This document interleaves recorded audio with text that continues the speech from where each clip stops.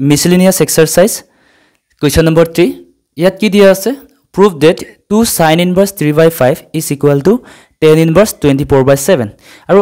এই কুৱেশ্যনটো আমি ইনভাৰ্স property use নকৰাকৈ সলভ কৰিম কাৰণ তোমালোকৰ বুকছত অলৰেডি ইনভাৰ্স প্ৰপাৰ্টিটো ৰিমুভ কৰি দিয়া হৈছে সো ইনভাৰ্স প্ৰপাৰ্টি ইউজ নকৰাকৈ আমি ইয়াত সলভ কৰিম আৰু ইনভাৰ্স প্ৰপাৰ্টি ইউজ নকৰাকৈ ধুনিয়াকৈ সলভ কৰিব পাৰি তোমালোকৰ যেটো ক্লাস 10 ত আৰু ক্লাস 11 ত যেটো ফৰ্মুলা পাইছে সেই ফৰ্মুলাই যথেষ্ট হেকিনিৰ পৰা আমি সলভ কৰিব পাৰি আকৌ নতুনকৈ ইনভাৰ্স প্ৰপাৰ্টি আকৌ হিকাৰ দৰকাৰ নাই ঠিক আছে তো আমি কেনেকৈ সলভ কৰিব পাৰি চাও ইয়াত আমাৰ দিয়া আছে tan inverse 24/27 হেতু পাবৰ কাৰণে এই সাইডটোত আমি কি কইলম ধইলম এনেকৈ 2 sin inverse 3/5 ক আমি এনেকৈ ধইলম বা থিটা বা x লব পাৰো মই থিটা ধৰি ললো ঠিক আছে তেতিয়া হলে কি হ'ব 2 টু হেফালে যদি মই লৈ যাও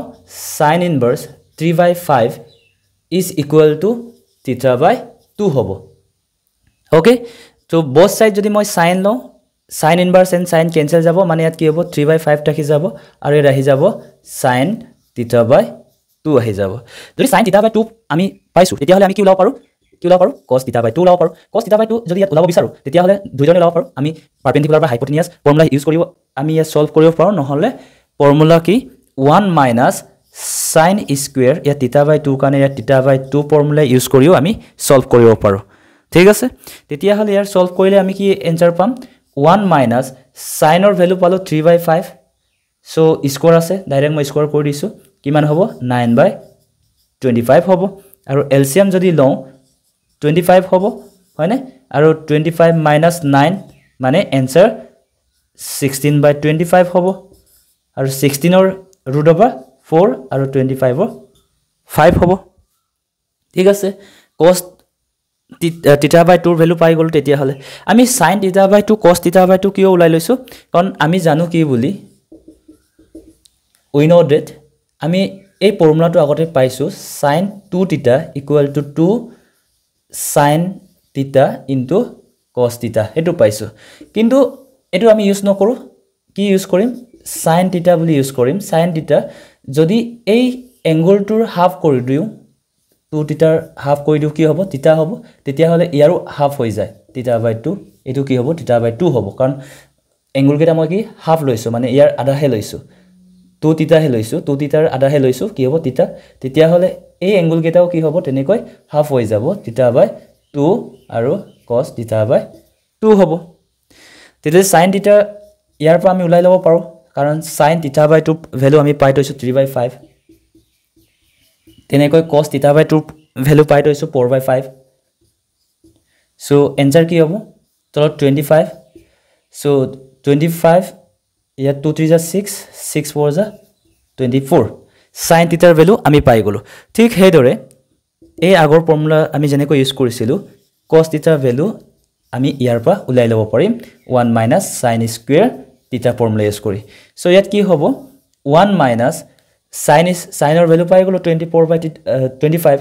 স্কয়ার আছে সো 24 স্কয়ার কিমান হ'ব 576 divided by 25 or স্কয়ার কিমান হ'ব 625 সো এলসিয়াম যদি লও 625 minus কিমান হ'ব 576 आंसर হ'ব মাইনাস কৰিলে আমাৰ কি হ'ব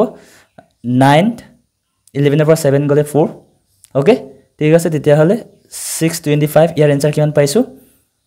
7/25 এটো হল cos theta ৰ ভ্যালু এটা sin theta আৰু cos theta কিয় উলাই লৈছো কাৰণ আমাৰ ইয়াত tan inverse ৰ ভ্যালু উলাব লাগে তেতিয়া হলে sin theta আৰু cos theta উলাৰ লগে লগে আমি কি কৰিব পাৰো এতিয়া আমি জানো tan theta ফৰ্মুলা কি sin theta by cos theta